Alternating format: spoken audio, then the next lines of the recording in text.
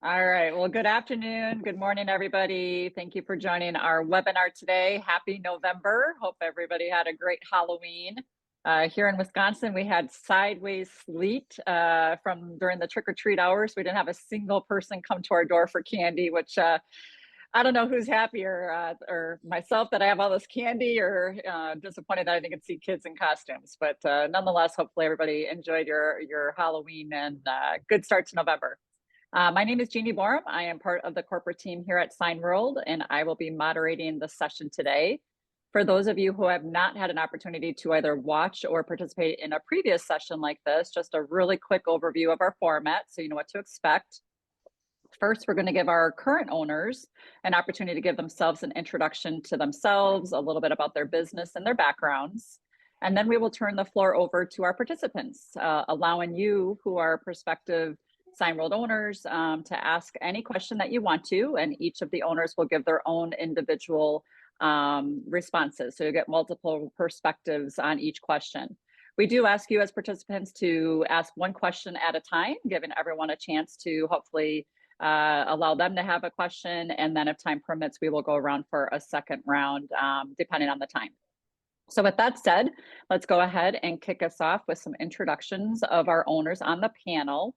I will go from newest to oldest, not in age, but in years in business. So Pat O'Neill, let's start with you first. Oh, wow, me first. Okay. All right. So good afternoon, morning, whatever it is, wherever you are. My name is Pat O'Neill. My company is called the Carolina Signsmith. We are located in Greensboro, North Carolina, which is halfway between Raleigh and Charlotte on the north side of the middle of the state. I've started the business in October of 2020, opened the doors February 1st, 2021, so just short of 3 years.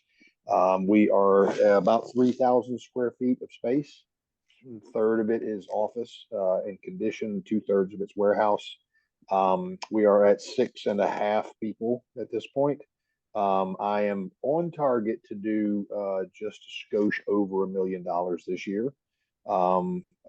Biggest customer, I have a couple. One is a giant construction company. I support 5 sites for them, mostly in my favorite kind of signage, which is disposable. It's all stuff for the construction sites. They're building the Lilly pharmaceutical factories. So they run over most of it with forklifts and so forth. So I get to replace it. And then I have a couple of commercial property managers that are large clients. And then the background, I spent 25 years as an executive in the manufacturing space. I was a vice president of manufacturing for a building materials manufacturer. I was in the yacht business. I was in power distribution, nuclear power, a couple of different things, all of which manufacturing and project management and customer service and so forth. So that's me. That's awesome. Pat, that's great growth this year. What did you end 2022 with sales at? Do you remember? 760-ish. Okay, very good. So, Love it. yeah. Congratulations. That's fantastic. Thank you. Thank you. All right, let's move to our next newest owner, Mr. Dave Gupta. Go ahead and take yourself off mute and please give an introduction. All right. Yeah. Thanks, Jeannie. As Jeannie said, my name is Dave Gupta. We own James River Signs here in Newport News, Virginia. If you're not familiar, Newport News is kind of on the eastern end of Virginia, part of the greater Hampton Roads area, near Virginia Beach. It's probably the biggest city in the area. We have been in business for a little over 5 years. I think we're closing in on 5.5 shortly. We started with 3,800 square feet of space, and we added about 1,400 more about a year and a half ago. So we're sitting at a little over 5,200 square feet. My wife and I both work in the business, and apart from that, we have 3 employees. This year, we expect to do probably between 750 and 800K of business. We don't, we're a little bit maybe different than a lot of the sign companies. We don't really have one major company driving our business. It's really comprised of a lot of small accounts, but we do have a few HOA managers that have contributed quite a bit, in the neighborhood of $60,000 to $70,000 each, where they either manage mobile home parks or single family home HOAs or apartment complexes, and they either are putting in new signage or rebranding, street signs, neighborhood entrance signs, you name it. As far as my background, I'm similar to Pat, I guess. I came out of the manufacturing arena, managed sensor manufacturing plants for about 22 years or so prior to joining this venture. Very good. Thank you, Dave. Yeah. And to our veteran owner, who is a celebrity in Signworld, and we get the unique appearance because he's usually traveling around the globe while running a business. Mr. Don Conklin, please give an introduction. I like the fact you said veteran and not old, but I appreciate that. So, That's right. So Teresa and I, my wife Teresa and I run the company.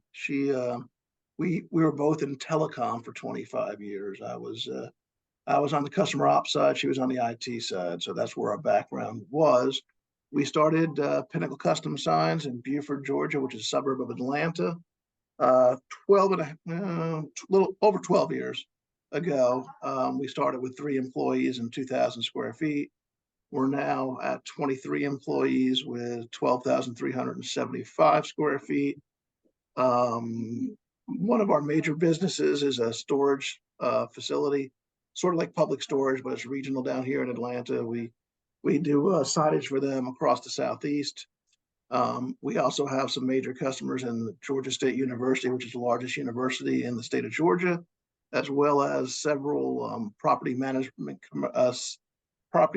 companies for commercial buildings, as well as apartment complex management companies for apartment complexes. So, and this year we're going to probably be between 5.6 and 5.8, just depending on how much time we take off in December.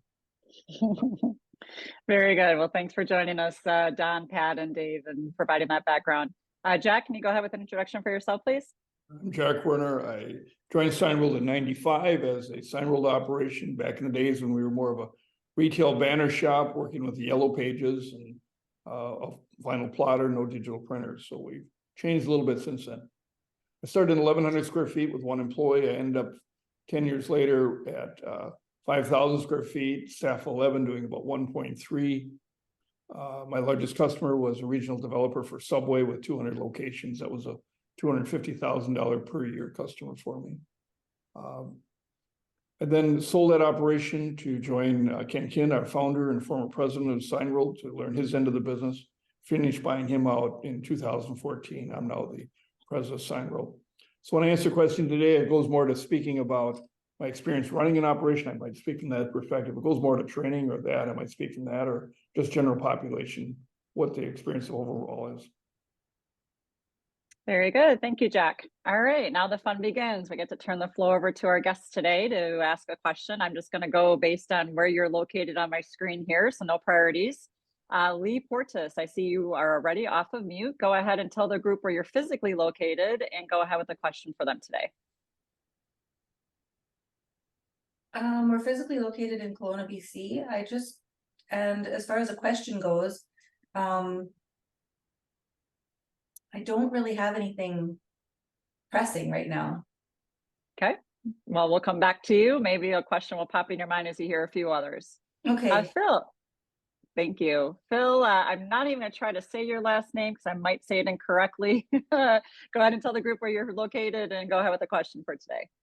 Well, first of all, you're a chicken for not going for it. My name's Phil Pivovarov. It actually means beer maker in Russian. I'm located in Southern California, Torrance area. And my biggest question, just when I have all these experienced people in front of me, what was your biggest concern before you got in the business, around getting into business? You know, there's a little bit of angst, obviously, that I'm experiencing. So how did you guys see that, and how did you overcome it? And looking back, you know, how did that affect your opportunity? Yeah, great question. Let's start with our newest owner, Pat. What concerns did you have, and what did you do to get past those? I mean, it's just a few little things like food. and mortgage and, you know, feeding the family, things like that. Now, it was about, you know, how do you ramp this thing, right? How do you, one of the things that attracted me to the Signworld model and to this industry in general, you know, was there were a lot of people like Don Conklin was in this same, you know, the same sort of forum when I was in where you are right now. And it was talking about, you know, how you get there from here. You know, I started with a goal of doing 250, 500, 750, a million first 4 years, and I'm ahead of that by a year. But it was really about, you know, how do I get there from here? And a lot of people, I did a lot of, you know, talks with a lot of owners, talking about that, talking about the ramp and what do you do and how do you accelerate things. And I mean, the fears were just around everything uncertain, right? It was about how do I do this? I wasn't concerned with the execution part of it because I've, you know, been there from a operations perspective, so I wasn't worried with that. I was worried about finding a facility. I was worried about finding a qualified sign maker to bring on board. Fortunately, both of those things fell into place in perfect timing. I can't stress how critical it is to find somebody that knows more than you about this business before you kind of get rolling, because it's a steep learning curve from a tech perspective, even though Signworld is awesome about offering technical support and ramp up stuff and things like that. But yeah, I mean, it's just the things you don't know, right? I mean, I was comfortable with the things that I do, but the things you don't, you just got to figure it out, and then, you know, commit yourself to, you know, when you answer the phone, the answer is yes. Now, what's the question? And then solving those problems, you know, was hard and fun at the same time. So it's really more the uncertainty and just, you know, getting yourself geared around. There's nobody's going to help you. You got, if you're going to fail or win, you know, it's on you. So strap in for that. Very good. Thank you, Pat. How about you, Dave? What were your biggest concerns making this leap, and how'd you work through that? Yeah, I mean, obviously, when you start the business, there's a whole lot of excitement, enthusiasm. You think, oh, yeah, I'm gonna come out of the gate and, you know, go gangbusters. But a little bit of reality hits. But I mean, there's a little bit of trepidation because you realize that you don't really know anything about anything regarding signage and pricing and you know, customers and so forth. But the reality is you learn a lot of that pretty quickly as you just get immersed in projects and having to go through it. I think, as Pat said, obviously key is finding somebody knowledgeable, or finding even people that don't work for you, but finding people that with other companies that you can correspond with, or other Signworld owners that you can learn from. Finding employees was and still is, I would say, always a concern for us. It's hard to find good employees that have experience and a good work ethic. But again, you just have to kind of muddle through that and search candidates and look for good people in particular. But you know, like I said, we happen to run into other Signworld owners that we learned a lot from, tagged along with the people that we subcontracted early on, a lot of installations and so forth, and learned a lot just through that process, to the point now where we pretty much do all of our own installations. And you know, picked up on it. Permitting is just a black hole of how do you find out information, and the only way to do it is you just keep working through it and glean a little bit of information from anybody at the cities that'll share with you. But over time, you know, now we do all our own permitting, and that was certainly something that worried me early on in the process. So Okay, it's very all good. doable, I will say. I'm sorry, it was all what? It's all doable for somebody that doesn't know anything about signage coming into it. Right, absolutely. Very good. Thank you. Don, how about you? What was your biggest challenge or concerns joining the business? I would say probably getting customers in the door. That's the first thing. I mean, unless you have customers, then everything else is a moot point. So how quickly we can get customers, how quickly can we get them to repeat with us, and how quickly can we learn the business itself? Again, we had no experience in it. And the first 2 years is certainly 2 years of hell, because you're trying to learn the business, you know, sort of like changing the engines on the airplane while it's flying. So you're trying to learn the business and serve customers. And it's not a difficult business. I mean, you design a sign, make a sign, install a sign. It's pretty simple, but you don't know what you don't know. And as someone who's, you know, a business professional, as most of you probably are, You like to know what your business is when you walk into this business. You have some clue, but you really don't know until you get a couple of years in. And like Pat's now past the 2 years of hell part, so he made it. He laughed when I told him that first time. Very good. Thank you, Don. Jack, your thoughts? You think about the whole Signworld organization and the several hundred owners that are in the system. They each give you a different answer to that question. So there's no one answer to it. It's many, many. And that's why you need to talk to enough others to find people that are similar to you, to see how they work through things that are similar to you. That's why this isn't a one conversation process and done. It's taking the time to evaluate it. We all come with strengths. We all come with weaknesses. That's why we join an organization where we can have help to do it. Help to figure out how to get customers, help to figure out how to get the projects managed, figure out the systems to make it all run and flow. Very good. Thank you, Jack. All right, let's go to our next guest, David Byrne. If you can take yourself off mute, tell the group where you're located and go ahead with the question.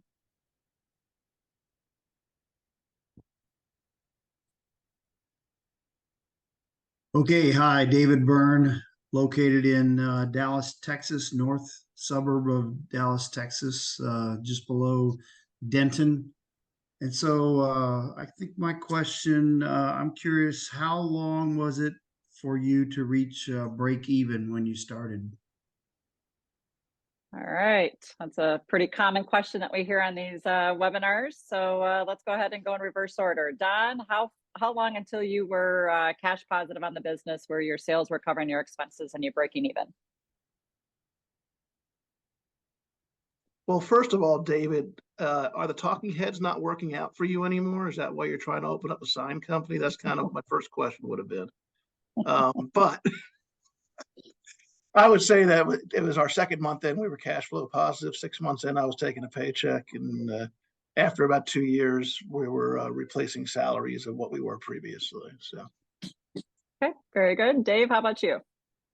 We were probably later. You have some positive months throughout the year. Your first year, probably 7-8 months in, we were having some positive months, but it was probably a year before we had sustained positive months. And it was around that same time, second year, where we started drawing salaries, and now we're to the point where we're drawing more than we had previously in our previous lives. Very good. Thank you, David. How about you, Pat? Yeah, good question. Probably, I think month 2 or 3, I covered my own expenses. Now, with the caveat that I started from home in November, December of 2020 before I got things rolling. And I did a few $1,000s here and there. I called everybody that I knew and former colleagues and high school girlfriends and everybody that I could think of that might need a sign. And I did probably $10,000 or $12,000 worth of work from home with no expenses. But once I opened the doors, it was probably month 2 that I did enough to cover payroll and rent and electricity and that sort of thing. And I'm taking a salary now. I'm not back to where I was from a corporate corporate salary perspective. Did I lose you? Sorry. Nope, you're still on. So I'm not back to where I was quite yet, but I haven't missed a mortgage payment yet, so we're good. But yeah, second or third month. Very good. Thank you, Pat. How about you, Jack? Our average is about 6 months. The people have customer interface a little bit faster. The people that have been back in the cube will take a little bit longer. Average to back to corporate income, 18 to 24 months. Okay. So very good. You should set aside an amount of money equal to 1 year's worth of living expense, not W-2, not net income, but what does it take to pay the bills, equal to about a year to supplement the money. Yeah, and Jeannie, if I could add to that, right, from a planning perspective, right, if you're planning on taking a salary your first year, if you don't have the cash in the bank to cover your lifestyle for at least a year, you might want to rethink that, right? Because you just got to have that cash in the bank, to cover that, and takes away the angst of being able to ramp up that quickly. Yeah, we appreciate you validating that, Pat. That is our guidance to all prospective owners. So thanks for sharing that. Thank All you. right, let's go. You bet. Let's go to our next guest, Sean. If you can take yourself off mute, tell the group where you're located, and go ahead with the question today. Hi, yeah, Sean Meyer. I'm in Fairfield, County, Connecticut, so in Greenwich. Sandwiched, I think, between two existing Signworld businesses. I guess I'm interested, you guys mentioned, or Pat, you mentioned, dialing for dollars from day one. Kind of curious really about how you break down your, how your day breaks down, especially since you guys are all in slightly different phases. And specifically, how I'd imagine, how much are you spending on kind of biz dev and sales? Great question. All right, let's go and start with Pat. Pat, how was it in the very beginning, and Yeah, how do you break it down today? It's very simple. So I drive in the morning, and then it's a frog in a blender for the rest of the day, right? So I mean, I come in with a plan, and it usually goes, to hell in the handbasket pretty quickly. It's just really, I mean, I went into this thing, and I went through all the Signworld training, and I heard the 2 to 3 personal in-person appointments a day. And I don't know that I've gotten there. I went after it that way. It's if you do your digital marketing properly, and you do your networking properly, and you really start driving those kinds of tentacles out into the customer base, there's not a lot of knocking on doors, right? I mean, there's no cold calling. I haven't cold called the first client. I take that back. My very first 4-digit customer. I'm a sporting clays shooter, and my sporting clays club owner, when I started the business, I said, "Hey man, who does all your sign work?" He said, "Well, I had a guy, but he retired." And I said, "Well, now you got a new one." And $5,000-6,000 later, in a couple of months, we did that. So that was really the only cold call that I ever did. The rest of it is all either through digital marketing and or through networking. But I will tell you, the things that are 100% structured, fixed, and unmovable in my calendar are my BNI networking meeting on Thursday mornings. I have a networking session on every other Wednesday morning. I have after hours networking sessions with 3 different chambers of commerce and 2 merchants associations. I do not miss those because that's my best source of networking. But in terms of hours every day set aside to do, sales, it all depends on the customer. And I honestly have not had a chance to have to sit back in my chair and go, I don't have anything to do right now. Let me find somebody to call. Okay, very good. Thank you, Pat. Dave, how about you? How much time do you spend on business development when you first started and today? So it's evolved a bit. When we first started, we joined the BNI, 2 chambers of commerce, and did all the networking things that we could. I would tell you this, my personality, I don't really enjoy that. I'm not much of a social person. So I found those to not be as productive, and really, I think we stopped doing the BNI after about 6 months, mainly because we couldn't keep up with the inquiries we were getting anyways. So the time was just more productive for us. We basically are driven by the web right now. Almost probably 95% of our orders come through the web. Maybe the other 5 are referrals. We don't really do any networking, and we'll occasionally go to a chamber event, but for the most part, it's all web driven. I will personally, I'll do, for example, I've got a church that I'm supposed to go visit and spend an hour with, talking about an electronic message center and a monument that they want to install. So we'll do consultative conversations with clients, but for the most part, everything's on the phone or if they stop in. Me personally, I'll spend about half my time on the business development and sales side. I do actually spend some of my time, probably about a quarter of it, helping the guys install, because we only have 2 installers, and as I mentioned, we kind of do all of our installations at this point.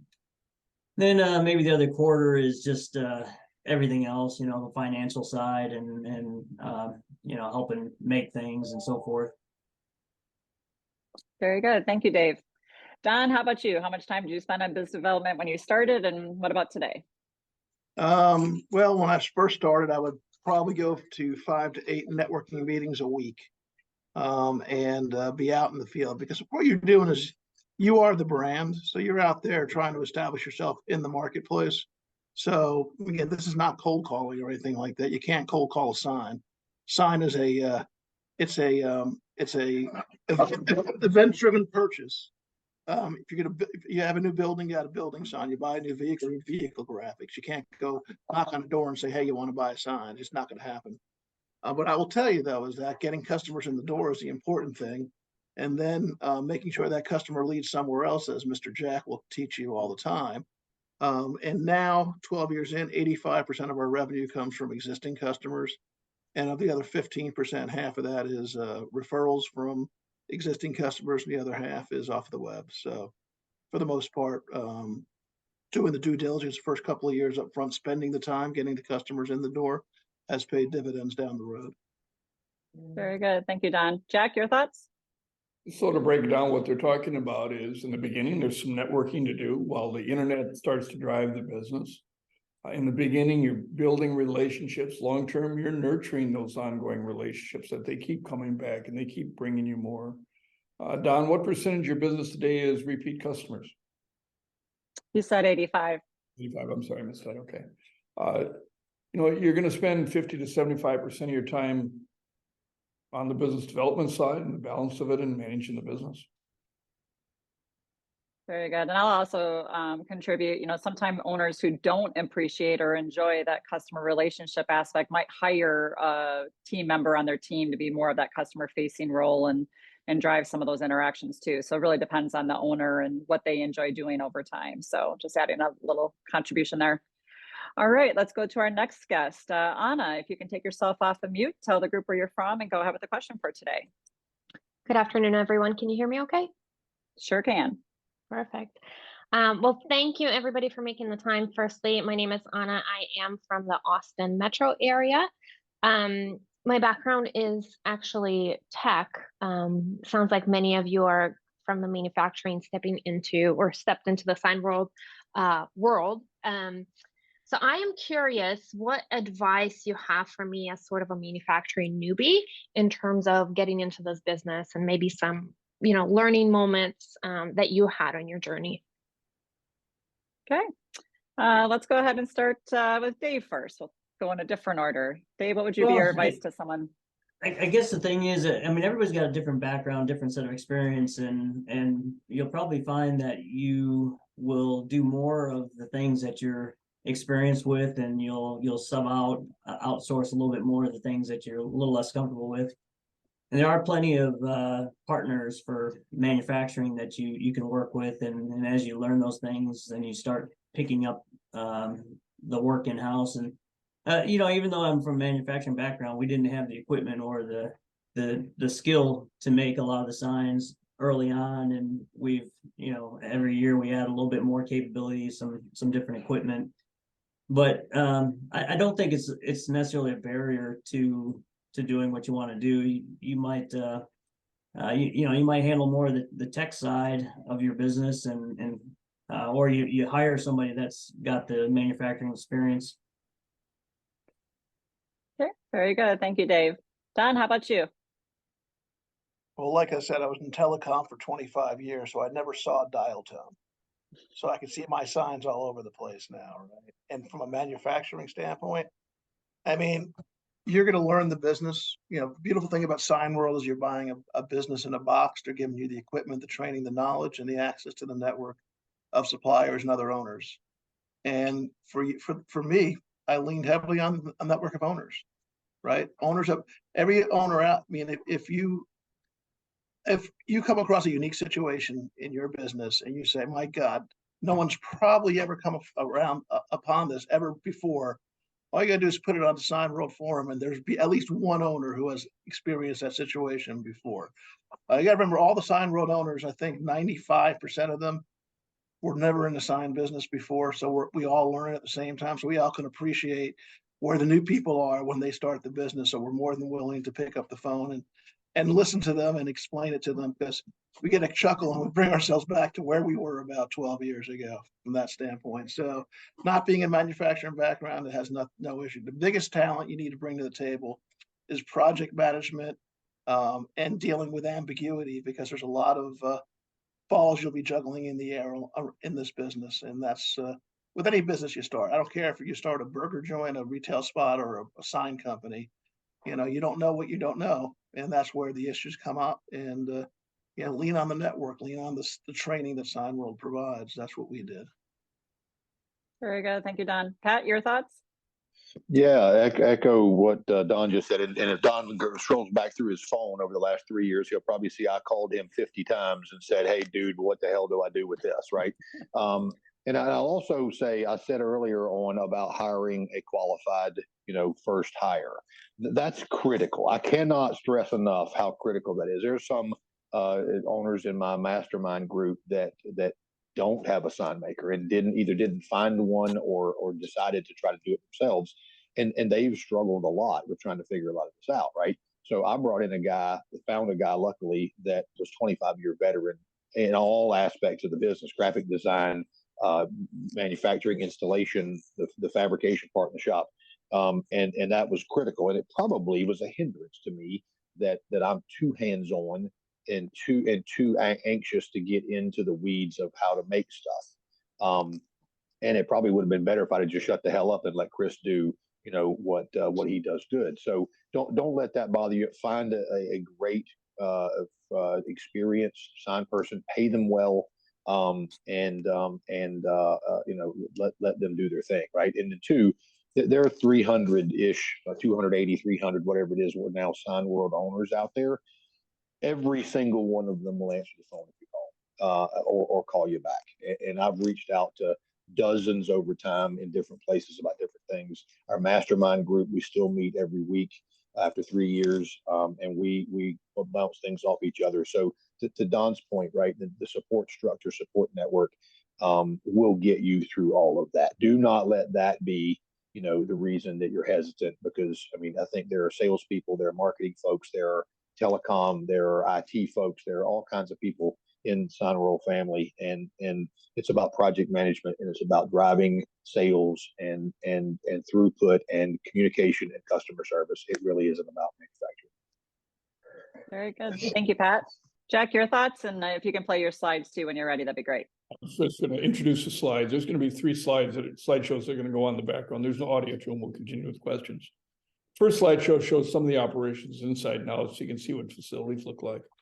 Second slideshow goes to what is a sign. Not only can we make with the original equipment, what do we need to outsource, and then some unusual things you may not consider a sign that fills out our portfolio. The third slideshow goes to our wall of fame, showing you some of the bigger customers, bigger projects that we've done. So these will go on in the background while we're continuing conversation.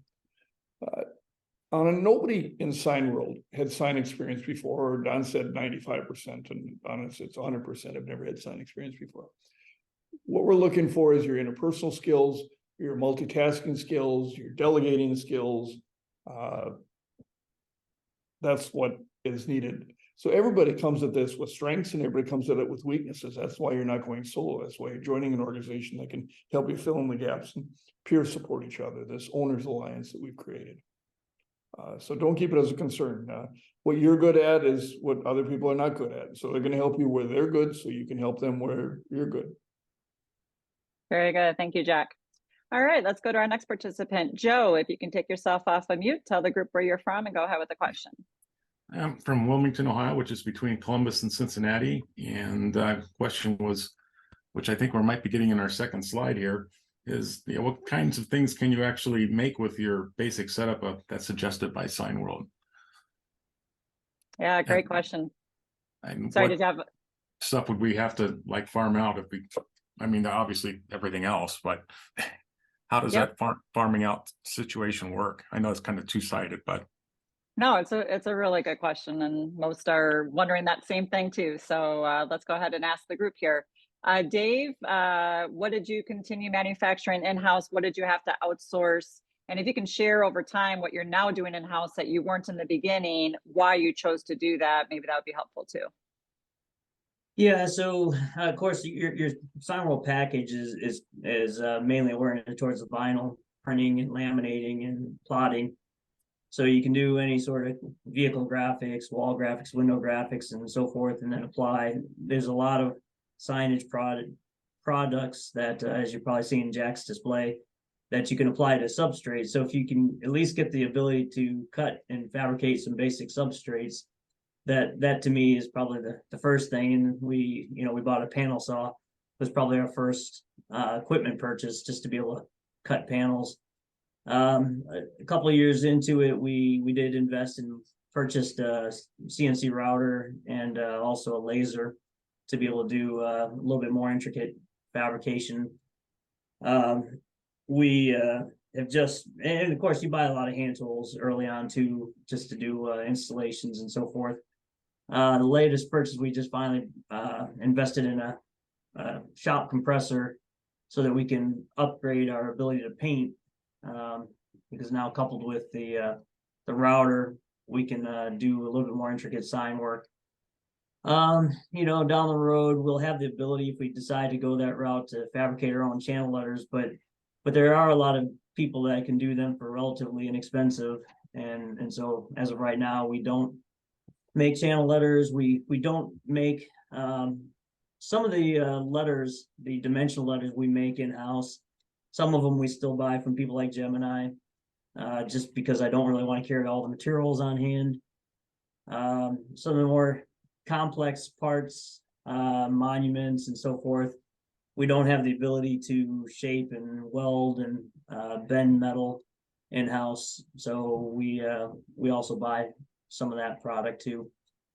But yeah, the basic signage, the majority orders that we take for basic signage, we can make in-house. It's just when you get to more of the higher end, more expensive type of signage products, oftentimes we end up having to outsource the fabrication. Very good. And if you can share the substrate cutter that you bought, the panel saw in your first year to cut the substrates, how much was that investment? That was the speed, speed saw, the ones the Signworld recommends. I think it was a $6,000 purchase, if I recall. Yeah, it's an optional purchase in the equipment package today, but not all owners do it right away. So thanks for sharing that. Yeah. Okay, let's go to Pat O'Neill. Pat, 3 years in business. Have you invested in additional equipment at this point? And if so, what? And if not, why not? Have not, other than the panel saw, and we I bought a different brand through a retailer, but I have not yet. My plans are to probably put a router in place as the next purchase, but I'm not interested in going into a whole lot of debt, and I have managed to somehow find a very stout group of local outsource partners. I got a router guy who's pretty dang cheap, and I got a laser guy who's pretty dang cheap, and I got a fabricator who's reasonably priced. I got painters and powder coaters, and so I've managed to find a good group of partners that's basically kept me from having to buy anything yet. Not averse to it. I got a fantastic install partner who has a bucket truck and a crane, so I lean on him a lot. There are challenges that come with adding additional pieces, right? So you add a CNC router, you got to have a CNC programmer, right? You got to have somebody to run it. You add a bucket truck, you got to add a dude who's not going to wreck the bucket truck, right? You add other pieces of equipment. There's other struggles that go with it. So there's cost and things, aspects that go with those purchases that are more than just the purchase price. So I have not. I upgraded to the rollover table. The only thing I would have done had I had I thought about it, I probably would have bought a rollover table and a roll-to-roll laminator. It hasn't really hindered us not having the roll-to-roll laminator, but it would have been nice to have had. So if I'm giving advice, I would say if you can scratch up a few extra dollars, get the rollover table for sure, because it's an awesome piece of equipment. And do the roll-to-roll laminator, or buy one off the used market, which I haven't done yet. But I'm still in the same package. I outsource, all the metal fabrication, all of the channel letters, cabinets, pylons, and lighted stuff. There's also the UL listing stuff that comes along with doing your own lighted things, which is a challenge in and of itself. But my plan is the first ADA, sign project that comes along that will pay for, ADA routing, painting, installation, fabrication equipment, then I'll do it. But I'm not necessarily going to go out and do it just to for fun. Very good. Thank you, Pat. Don, take us back. How long did you only have the initial equipment package? Was it sufficient? How did you outsource in the beginning, and how did you evolve to where you are today? I don't remember back that, no. So the original Signworld package, just so to put it in perspective, you can do every vehicle graphic you want, whether it's a wrap or whether it's just decals or logos on the side, right? You can print banners, you can do yard signs, you can do window graphics, you can do wall graphics. There's a lot you can do with the initial Signworld package that you don't have to outsource at all. Okay, so it's not limiting, let's put it that way. But you start outsourcing things like electrical signs, dimensional letters, things like that. And you find a good partner to do that with. And then when you have enough volume and you want to bring it in house, you bring it in house. We started, first thing we brought in house, and this was 2 years in, we brought in a router to do dimensional signs. And then, we added another router, we added a laser, added a paint booth, added, electrical sign production. So I would say right now, the only thing we do not manufacture is trade show displays. And that's specialty, and we get that from another Signworld partner. So, but again, every decision to add equipment and to bring stuff in house is based upon A, can you do it and make money doing it, and B, more importantly, can you hire or do you have the talent that can run those machines? So having a bucket truck and not having a bucket truck operator, is sort of like buying a gym membership and not going to the gym. It's not going to work by itself. So, Yeah, very good. Thank you, Don. Jack, your thoughts? The bottom line is the original equipment will do all the two-dimensional graphics. You're going to outsource the three-dimensional projects until you get to the point where you decide you want to bring some of that in. Some owners never do that. Some bring in a lot. But the reality is from day one, everything is deliverable, whether you made it in the back room or you had the outsource. We've got a network for everything that you need to be able to provide any type of project. Yeah, and I think there's some comments I heard from Pat, finding local suppliers. That is something that most owners, work towards. In the beginning, you might be relying on the preferred partners that are part of the Signworld system, and over time find some, local contracted installers that do the same type of projects in a much more localized area that you're located in. So I appreciate all the perspectives that were shared there. Let's go back to Lee. Lee, would you like to ask a question at this time?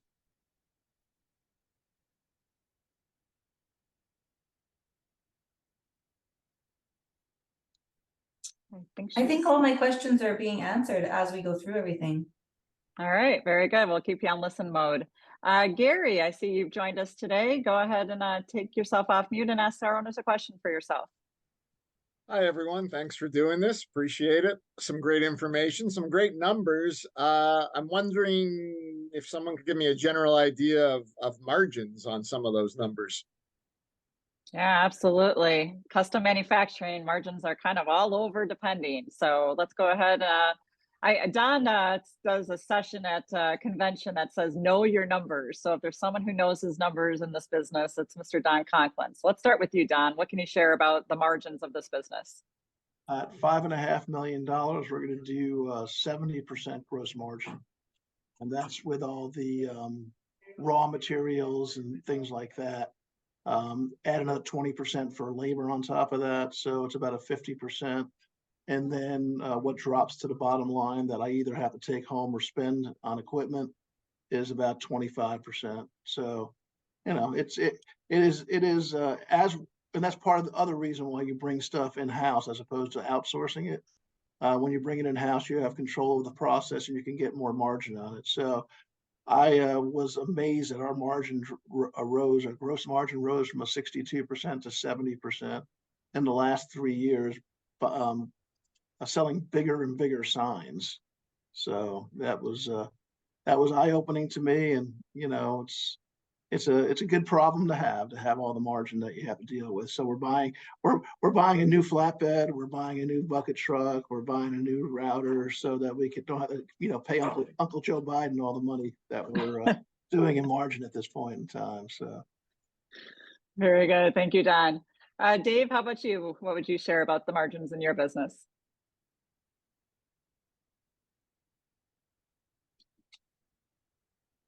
I think you're still on. Oh, did we lose Dave? Hold on. Going through my screen here. I think we lost Dave somehow. We'll wait for him to come back on. How about you, Pat? What would you say are the margins in your business? Yeah, it's a great question. So, a smart somebody, I think named Don Conklin, said a few things early on in this call that I remember distinctly that I've tried to target. The first thing is target 50% gross margin on all projects that you outsource and 75% gross margin on everything that you do in-house. And I have every project that I've run, I have targeted those numbers. I've not gotten them all the time. There are a couple of times that I purposefully went into some large projects at a little bit less margin so I could get the job early on during the learning curve. The other thing I think Jack probably said was your targets should be 25% material cost, 25% labor cost, 25% overhead, and 25% net profit. So those are the targets that I go for. This year, I think I'm running right at 50%, just a skosh north of 50% gross margin. So which is price minus labor minus direct materials.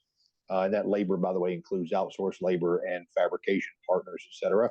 Materials, of course, includes any purchased materials, purchase channel letters, outsourced jobs. So a little bit north of 50%. And I'm probably just a shy south of 20% net. So there's been some learning curve. I've added a couple of people in the past several months.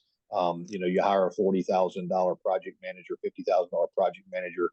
You got to wrap up. You got to do 200,000 in incremental growth business to cover that person, right? So every time you add somebody, there's a ramp back up to get where you want to be. But what I'm targeting is that 25 number. So I'm a little shy of where I want to be from a net perspective, but if I can do just shy of 20% on $1 million in sales, that's not too shabby. Very good. Thank you, Pat. Dave, I see we have you back. The question that was asked, hopefully you can answer, is what are your margins in this business? If you can share a little bit more of those details. Yeah. Sorry, I somehow lost connection there for a minute.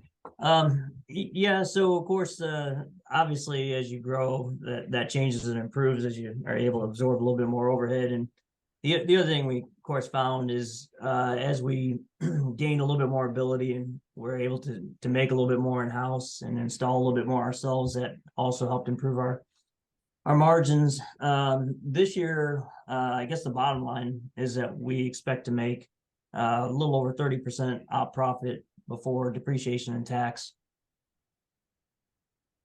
And what were your gross margins, if you know, for your in-house versus outsourced projects? Gross margin was about 55%, somewhere in that range. Very good. Well, great job knowing your numbers on the call today, gentlemen. That's fantastic. Jeannie, can I add something just real quickly? Please do. Something that's not been asked yet, maybe it will be, but the thing that wakes me up at 3:30 in the morning is not margin. It is not the whip. It's not any of that. It's cash flow, right? Mm-hmm. Cash flow is so absolutely critical in this business. It wildly swings. There you go. Don's holding up his spreadsheet. It wildly swings, one way or another. I had my fabricator walked in here yesterday and said, okay, hey, yeah, I need you to cut me a check for that cabinet or that monument sign that we delivered yesterday. I said, okay, great. What I owe you? He said $11,457. And I wrote him a check for $11,457, right? You don't understand your cash flow. You don't know what you got in the bank, what you don't got in the bank, and what's coming in and what's not coming in, and keeping that stream of invoices going out and checks coming in. That's what will wreck your business faster than anything else. So, cash flow is king. And it's probably the most important thing that I look at on a regular basis, and the thing that I most actively manage. Very good. Thank you, Pat. Jack, your thoughts? To oversimplify a P&L is dangerous, but for conversation's sake, let's oversimplify it for a minute. This is a 25% business, 25% cost of raw materials, 25% labor, 25% contribution overhead, leaving 25% net to you. $1 million sign company shouldn't have the owner $250 if it's run right. To run right, you got to charge full price. You can't discount. To run right, you got to make the projects expecting some redos, but not having too much, and doing it in timelines that you've done so that your margins stay in place. If you're doing it in-house, 25 and 25, but if you're outsourcing it, you're going to pay the sub percentage of profit to that, so you make a little less on the subcontractor projects than you do the in-house. On the cash flow, as Pat talked about, it is critical, but if you're doing it right, you should be collecting a 50% deposit up front, so the customer is covering the hard costs, and then you're collecting the balance due on the back end for the soft costs of the project.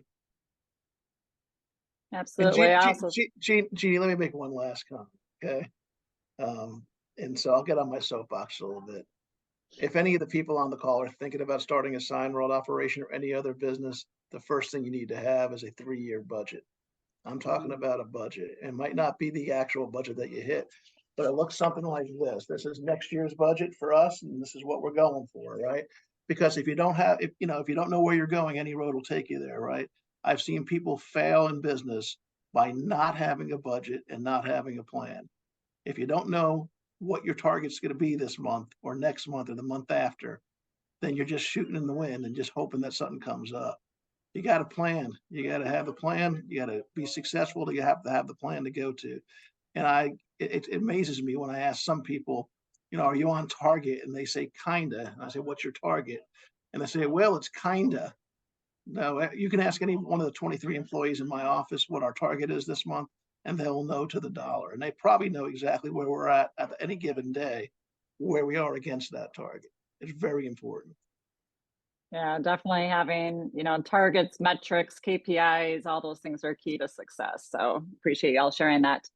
All right, we have time for just another question or two. We've gone around with the group here today, so I'm going to give you all a chance. If you want to either take yourself off mute, I'll take that as an indication you have another question, or you can raise your hand and we'll call you by name. So let's give you a moment here to see if anyone would like to ask a second question. Go ahead, Anna. Hello again. So one of my questions is really around how often you might bump into other Signworld owners when you're bidding on projects. And then the other portion of the question too is how cost sensitive are you finding your customers are? Are they shopping a lot, or are they not? I love it. Thank you for asking, because I can't imagine getting through a webinar and not talking about the competition in the industry. So thank you for sharing. Pat, let's start with you, and not just running into other Signworld owners, but other sign companies, and are you competing on price? Yeah, so there are 4 Signworld owners in the greater Greensboro area. One of them, I don't even know that he is alive. Never met him. The other 2, we correspond on a regular basis. We talk to each other a lot. We help each other. I printed, one of the guys here just moved to a new building. His printer was down for a few days, and I printed all of his vinyl for him for a couple of days. I didn't charge him anything for that, right? He helps me out when I need stuff. So we're really more partners than anything else. There's enough work to go around that we don't really worry about each other, right? So we're as much friends as we are, competitors, but not Signworld and otherwise. Other sign shops in town, there's really only one other one that I run into in the serious competition. The rest of them I don't care about. I installed a sign across the street from the Fast Signs shop a couple of weeks ago, and I hope they were looking out their window, at my truck with my graphics on it, installing their neighbor's sign. But I don't really care about that. I don't care about the competition. I don't really worry about it. My goal is to destroy them all. And I don't really think too much about what they're doing. The second part of the question about you got some that are and some that aren't, right? I'm not necessarily interested too much in competing with Joe Schmo who walks in the door that wants his truck wrapped, and he tells me that the guy down the street offered to do it for $1 less. I don't care. Go do it, right? I mean, you're going to get what you pay for. Most customers are corporate. They're not corporate like McDonald's and Wendy's. They're really more, bigger picture kind of thinkers. And the thing is if you call 10 sign shops in your town, 8 of them aren't going to answer the phone. One of them may answer the phone, not call you back, and you may get one that is actually responsive, professional, because this industry is made up of a bunch of people who weren't qualified to be carnival workers. And you're gonna find that that's the case. I mean, they just won't answer the phone. They won't respond. I've had so many people call me and say, "Hey, I had a guy and he just stopped answering the phone, or he kept standing me up, or he kept delivering late." If you go into this as a professional, you go into this, as responsive. I do not have voicemail in my shop. phone rings, somebody in this building answers it. If nobody answers it, it forwards it to my mobile and I answer it. And every email, I do not leave my office every day until every email is answered or at least responded to or assigned to one of my project managers. So it's about responsiveness. I don't really care. I mean, price is kind of what price is. I'm lying if I said that I haven't, cut price to get a job here and there, but it's really not because I'm competing with the other people. It's because I see value in a down the road opportunity. The job I talked about earlier where I discounted below my 50% net gross margin number, it was 14 stores in one shopping center. And I was dealing with the guy that owns a network of shopping centers all over the state of North Carolina. I want his business forever, right? McDonald's makes a lot of money selling 99-cent cheeseburgers. So I was willing to give him lower margins in exchange for building trust and a relationship with him in the long term. So when I reduce my cost or price, I don't do that trying to push out, Signarama or whoever down the road. I do that to build relationships and try to secure longer term business. Very good. Thank you, Pat. Dave, let's go to you next. What do you think about running into other Signworld owners, other competitors, and do you compete on price? Yes, there's a few different pieces there to the question. As far as other Signworld owners, the nearest Signworld owner to us is about 90 minutes away. And I think that's actually a disadvantage, to be honest, with especially as you start up. When we started up, we really struggled to find, we talk about finding partners that'll help you install, partners that'll help you make things that you can't make. And it was really, really challenging to find a partner company that we felt was reliable and trustworthy and responsive to help with some of those activities. And that's probably why you see why we're at where we're at, where we probably make a little bit more and install a little bit more than a lot of other Signworld owners do, because we've simply had to, because we couldn't find reliable partners. So I wouldn't worry as much about other Signworld companies. I think it's actually to your benefit to have them nearby. I think I'll kind of reiterate what Pat said as far as local competition. We don't really worry about them too much. You're going to run into them, but as Pat said, a lot of them are not very responsive. And we find that if we get our respond quickly, we tend to respond same day to anybody that sends an inquiry. And we try to get our quotes out within a day or two, depending on how complex the quote is, of course. We tend to win about 2/3 of any serious quote that we send out. We found that of the third that we don't win, we go back periodically and just kind of find out, did they get the sign done? And usually about half of those never even got the sign work done. They were just, trying to find out a little bit of information. So I don't think we're losing that many quotes. It's really more about responding fast and keeping in touch with the client and giving them details as far as what they're actually going to get if they go with you. I think, we'll run into other clients. You do learn over time when you talk about, I think you asked a question about people that are price competitive.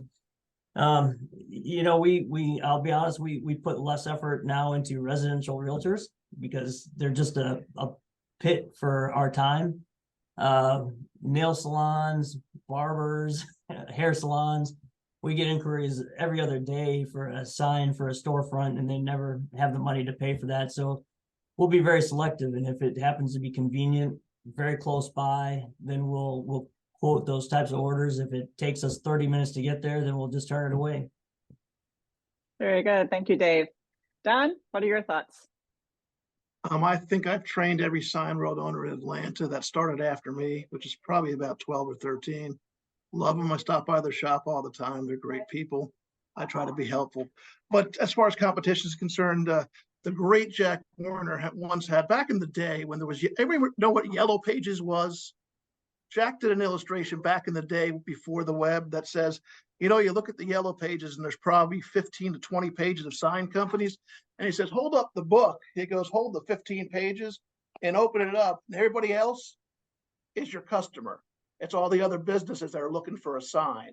I think that's a great illustration that there are so many customers out there that need signs, that there's not anybody else. There's so much, I think the total, and Jack can correct me, if you add all the Signaramas Signs by Tomorrow, Image 360s, all those sign companies together, they have about a 10% market share. Is that about right, Jack? Of the entire sign market share. No one has a lock on the market here. That's why Signworld and you, as a Signworld owner, have such a unique advantage. There's no power to a McDonald's brand in this marketplace or a GM brand in this marketplace. It's whatever brand you establish in your local economy to be able to do that. And people do business with people they know, like, and trust. If you're likable or have someone work for you, like my kids who are likable, you should be successful, right? As another wise person, Denise Wolfe always says, I don't have customers, I have friends. And she treats them like friends and they always come back to her. So I don't think competition is too big of an issue from our standpoint. And again, most of our competitors are sign people trying to run a business, and we're business people trying to run a sign company. I think we got an advantage on that one. Very good. Jack, your thoughts? I think they've answered it well on both the questions.